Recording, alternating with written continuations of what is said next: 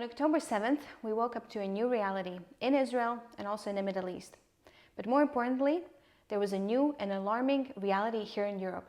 So here today, I'm in Brussels at the European Jewish Association office together with Juan Caldes, who is the advocacy officer here at EJA. So can you share a bit more? How has your personal life or the life of the Jewish community changed since October 7th? Well, first of all, thank you for having me here today. The life of the European Jewish community has changed significantly in this past month and a half. October the 7th is already recognized and is already in our calendars, in the Jewish calendar, as one of the darkest chapters of our history, unfortunately, because of the magnitude of what happened. As we already know, 1,200 people, over 1,200 people were brutally massacred. 240 hostages are still being captive in Gaza, and many others that have not been able to be found yet by Zaka. In Europe, we are also suffering the consequences of the ongoing war between Israel and Hamas, and I want to make this very clear, that this is a war between Israel and Hamas, a terrorist organization, and not Israel and Palestine or the Palestinians. This is not a war between those two. It's a war between Israel and a terrorist organization that has in its charter that one of their main goals is to exterminate all Jews from the face of the earth, and obviously the state of Israel. That being said, we've seen how anti-Semitism has been drastically rising, and it's skyrocketing all across Europe. Especially, I have to say that in Western Europe, we're seeing a major growth of anti-Semitism in all major Western European capitals, from Madrid to Paris, Brussels, London, Amsterdam. I mean, just the other day in London, there were 300,000 people congregated on the streets of London marching, saying death to Israel and different anti-Semitic tropes. Here in Brussels, let alone, there were 50,000 people marching on the streets a week ago in clearly anti-Semitic, in a very anti-Semitic way. And we've seen how from our building, from where we are right now, we have private security 24/7 guarding the building. In my own case, I had to remove my mezuzah from my doorstep in my house. One cannot really walk freely in a manner that can show or indicate that someone is Jewish, meaning with a Magen David, with a Hamsa, with a Chai, with a kippah. One can do it, obviously, but people are very concerned and scared of what that might happen to them just by simply showing that they're Jewish. As any other person, just if you're Christian or Muslim and you are wearing a cross or wherever that may be, I mean, we live in democratic nations, and that should be the case for all of us. And unfortunately, we're seeing that the consequences of what is happening in Israel are coming to Europe and to the rest of the diaspora, the US, Canada, and other countries where there are major Jewish communities. And it is a very dark time right now, and we are very unsafe, and we are asking all EU countries to take as many concrete measures as possible so we can prevent it from getting any worse. And as you said, and we have seen statistics that anti-Semitism is spiking all over the world right now. So where do you see this anti-Semitism coming from in Europe?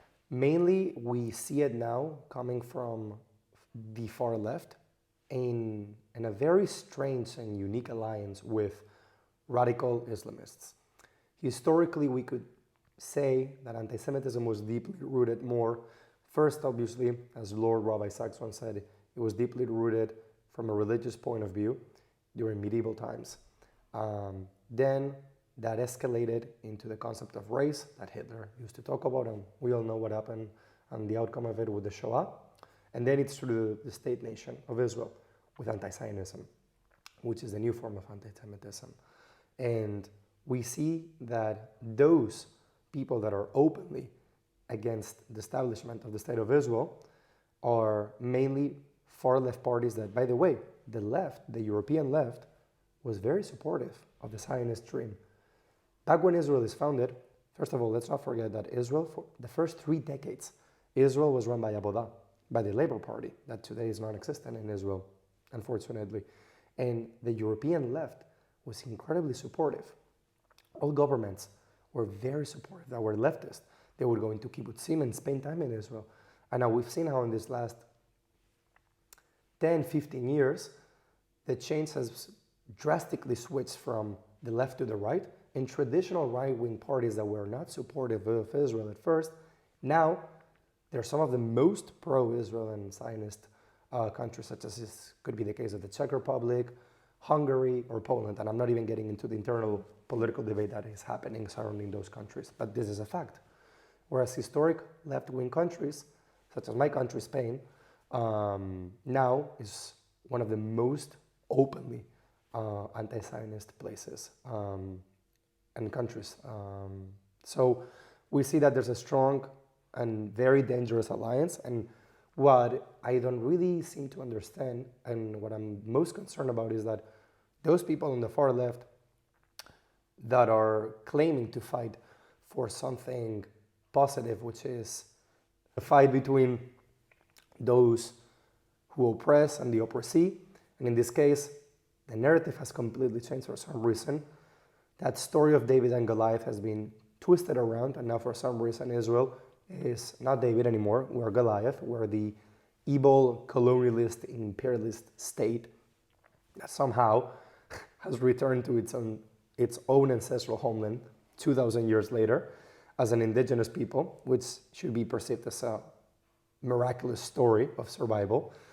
But quite on the contrary, we see that those people have been able to turn it completely upside down. We see that those radical Islamists have taken advantage of the far left in the way that it's projected.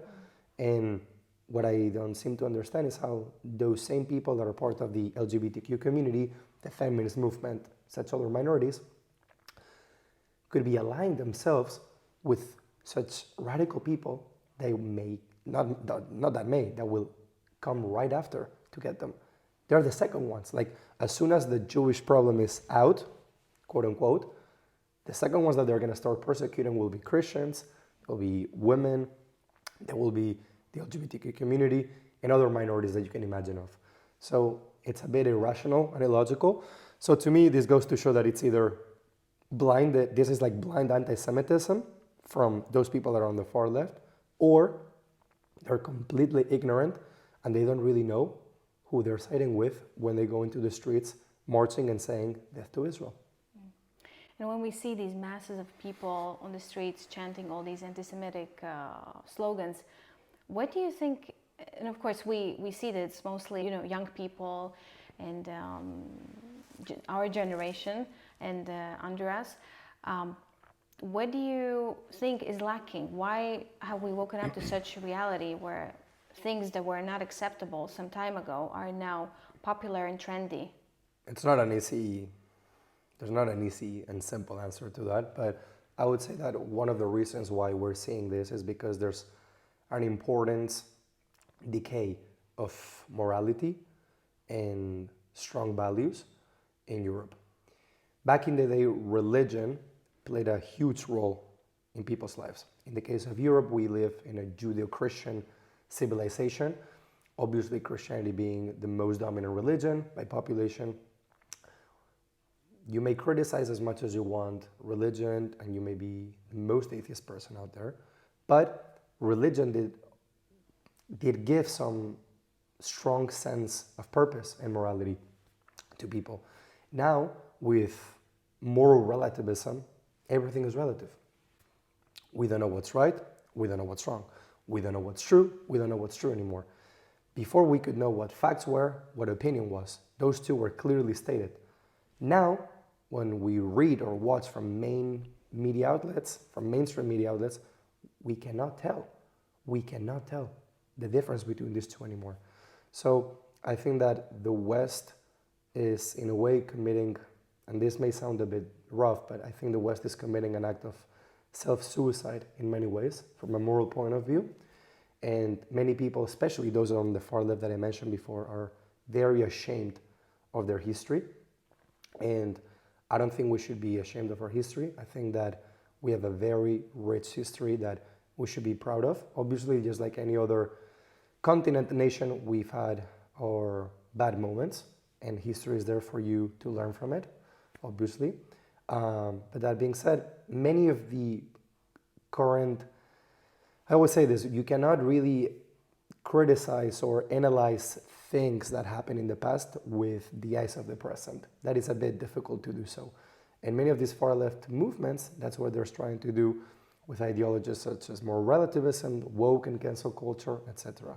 So that is where I see the most existential threat to a thriving European and Jewish life. And I sincerely hope that the youth and our generation will realize how education is the most important and essential investment that we have in a society that should never be perceived as an expense, but rather an investment. And that starts with educating the next leaders of the future with strong values, because values doesn't mean that you have, it's not, can be extrapolated to the right and to the left, because we live in a very polarized society in which we're not willing to talk or listen to the other side. No, having strong values means that you have strong moral convictions based on what you believe in. And in our case, that should be individual freedoms, respect for minorities, strong rule of law, separation of powers, democracy, equality under the law. Those are the core tenets of how Europe was founded. And I think that we should go back to those values before it's too late. But I think that it's not too late at all, but we have to act now. Yes, and as you say, I mean, we cannot overlook the tendencies we see in our generation, because today they're the young people, and tomorrow they're the leaders, the decision makers, people in the parliament. So, but more specifically, do you see a Europe where you would be able to put your mezuzah back again publicly? Do you see a Europe where you would feel proud to be Jewish again? And what needs to happen for you to be able to feel that? Well, obviously, hope is the last thing that we should lose, and that is well seen in the Israeli anthem of Hatikva. And obviously, as a European Jew, I'm very proud of those two things, of being European and being Jewish. And many people still to this day don't understand, or they question that loyalty, which, by the way, it's a halachic principle. We have to be loyal to the countries of origins where we're from. In my case, I'm Spanish and I'm European. And I'm very proud of that, as equally as I am of being proud of being part of the Jewish family of Am Israel. But as of right now, in the current state of affairs that we have, it is a bit difficult, not gonna lie, especially in the major Western European capitals, as I mentioned before. And it's totally understandable as to why people, such as in my case, had to take their names out of their mailboxes, their mezuzot, or they're hiding their Magen Davids or their kippots. It makes total sense, because at the end of the day, we also have to be cautious. Eventually, just like everything, just like anything in life, things are going to slow down, they will fade away, and we'll go back to more calm and easy times. Once that happens, I think that it is our duty and our moral obligation to say that we are loyal European Jews, and that we're very happy to be part of this European family, and that if we want to contribute to a better Europe, that starts with respecting the different ways that may people think, the different way that people may live their religious life according to their values. In our case, we know that we're always going to be a minority, no matter where we are, but that starts with living a Jewish life that is based on pride and not towards the synagogue, not towards your house, not living a secluded Jewish life, which unfortunately many of our ancestors had to live. And one cannot compare what happened during the Shoah to what is happening now. Sure, things are very difficult at the moment, extremely. Many people that lived through the Shoah, or people that came right after that first generation after the Shoah, will tell you that they've never seen anything like it. But when one looks at into what happened during those dark years between 1930 until 1945 in Europe and countries that were run by the Nazis, this is not comparable whatsoever. Still to this day, I can walk freely with all of those Jewish things that I mentioned before. there's a chance that something could happen, but it wasn't institutionalized like it was back in the day. Anti-Semitism is not institutionalized by a country. There's anti-Semitic incidents or tendencies by a group of individuals, whatever it may be, but that's different. That being said, I think that once those waters go back to being a bit more normal, we have to come out and say that we're very proud to be Jewish, of having a very rich legacy, and we shouldn't be ashamed of it. And it is our job to educate through educational initiatives those future leaders in the European Parliament, in the academic world, which we can talk about in a bit, because that's where I see the most existential threat to a Jewish life, because that was the point of connection between Jews and non-Jews, with freedom of speech, and that is starting to be completely torn apart. And at the end of the day, that starts with having a strong presence in Europe and living an external, outdoor, thriving Jewish life, and not going back to those dark ages in which we had to completely hide who we were. If you would be now in a position of power, what would be two concrete measures you would implement in this situation you see today in Europe? Well, the obvious one is that we need to have, unfortunately, a strong police presence in synagogues, Jewish schools, Jewish museums, and any other kind of Jewish, whatever it may be. That's number one, for obvious reasons for security. That aside, from a legislative point of view, for me, one of the most important ones is stopping the funding that goes into organizations that sponsor terrorism, be it openly, be it in an implicit way. For me, there are two organizations that are very anti-Semitic and that they operate very freely all across the European continent and in many other countries where there's a significant Jewish population, mainly in the US, Canada, Australia, which are the BDS movement and Samidun. Those two pro-Palestinian movements pose a severe threat to a thriving Jewish life because they're deeply rooted in anti-Semitism. The State of Israel, the example of Samidun, for example, Samidun was designated as a terrorist organization 3 years ago by the State of Israel. Germany, for example, is the first country that is seriously tackling down Samidun and movements that are related to terrorist organizations, such could be the case of Hamas or certain parts of the Fatah movement as well. Germany is the first country that since the war started has been taking an active stance to end with this. But I have to say the majority of European countries, they don't know where to draw the line in between their support for the Palestinian cause. But here in Europe, we need to understand that those organizations are operating freely and they're the first ones that are calling for the destruction and the obliteration of the State of Israel. They're the first ones that are calling for the destruction of the State of Israel. No, that cannot be tolerated. You can defend the Palestinian cause as much as you want in a respectful manner. That is totally okay. But that is one thing, and a very different thing is to call for the extermination or for the destruction of a country. That is free Palestine. From the river to the sea, Palestine will be free. They're the first ones that are chanting that in the streets. They are calling people, inciting people to do that. That is a call to violence. That is a call in which Jewish communities feel extremely threatened. And we've seen it in Germany, where there's been Magen Davids that were painted all across Jewish houses, people coming into buildings to see where the mezuzot were in Jewish neighborhoods. We've seen kosher restaurants being vandalized. We've seen synagogues in my own country, in Melilla, which was an example of religious harmony between Jews and Muslims for hundreds and hundreds of years. On a particular day when they were celebrating the Tefillah prayers, a mob of radical Islamists came in, and if it wasn't because of the police, something bad could have happened. These are some serious examples. And the people who were inciting that are mainly those two movements that are very well organized, and Europe should not let those two operate those two are the big ones, and there's many others. They shouldn't be operating this freely.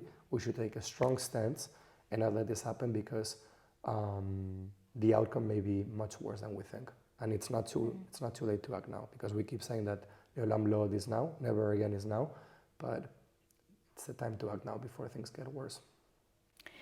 And I'm sure that we have Jewish and non-Jewish activists watching this program. How and also why would you encourage them to raise up their voice in this time? On social media, in their circles, why is it important? We need their support. We need the support from our non-Jewish friends. This is what many people don't understand. Just because it doesn't directly affect you, that doesn't mean that you shouldn't intervene, that you shouldn't raise your voice, that you shouldn't say something about it. There's a famous poem that was written during the 1940s that said, first they came for the communists and I didn't speak. And it goes on until it says, and then they came for me and there was no one that could speak out to defend me. And I completely agree with that. Many times we are so focused on what directly happens and affects our personal lives and our closest circles that we're not fully aware of what's happening around us. And we don't have enough sympathy these days for the groups that are facing discrimination or whatever it may be. In the case of anti-Semitism, this is a joint fight because it first starts with us. As Prime Minister Netanyahu has been saying, this is a war between the forces of civilization against barbarism. Those who are trying to derail and imperil the peace plan that is being carried out in the Middle East, that is completely changing for the first time between the Jewish and the Arab world, and those who want to bring us back to the Dark Ages. In the case of our non-Jewish friends, I highly encourage my non-Jewish friends, they need to come out and take a strong stance against anti-Semitism, because it never stops with anti-Semitism. That is the central and initial point of it. So being active on social media is very important, because that is a war that is being conducted these days. There's one that is physically taking place now in Gaza, and there's another one that is being carried in the diplomatic field here in the heart of the European Parliament in Brussels, and through social media. That is number one, which is very important, to raise their voices whenever they see an injustice being committed. And also in your day-to-day, many people really do underestimate the power of having a conversation or intervening when they hear something that may sound anti-Semitic. Because we have a great quote in the Talmud which says, one who saves a life saves the world. The way I see it is, one who changes someone's opinion may change the world as well. So sometimes we're not really aware of how much we can actually have an impact on this world.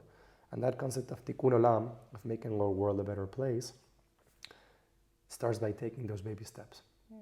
And if people would only realize the importance of starting in your neighborhood, in your house, in your place of work, in your university, in the streets, whatever it may be, that's how we're going to get the change going. So I encourage my non-Jewish friends to take that strong stance against anti-Semitism, just as I would take as a Jewish person on any other injustice that I see happening against anyone else, because racism, discrimination, xenophobia doesn't understand it's a universal language that we should all fight against. And in order to make this a better and more loving and caring world, we all need to do as much as we can from wherever we are, and always believe in the importance of engaging in peaceful dialogues, conversations with others, and realize that there is so much more that unites us than what truly divides us as humans. Thank you, Juan. Thank you for your time, and we wish you strength in your advocacy work, to you and also for the European Jewish Association. My name is Rebeka, and this was Hear O Youth. See you next time.